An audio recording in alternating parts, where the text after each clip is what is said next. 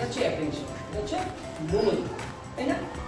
এবার এর পরবর্তীতে তোরা যখন শুধু আমার কথা শুনছিস, আমার কথা মাথার মধ্যে ঘুরপাক খাচ্ছে, আমার যা বলছি তার এগেনস্টে রেসপন্স করছিস, আমার ইসের মধ্যে ফোকাস যাচ্ছে, স্যারেরও নয় আমার কথার মধ্যে যাচ্ছে, যার যতটা যাচ্ছে সেটা হচ্ছে ফোকাস।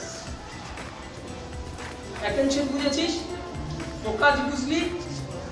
এবার কনসেন্ট্রেশনটা কি? এই যে আমার কথা, এই যে মস্তিষ্কে নিতে পারছি, যতক্ষণ ধরে নিতে পারবি এই ততক্ষণ হচ্ছে কনসেন্ট্রেশন।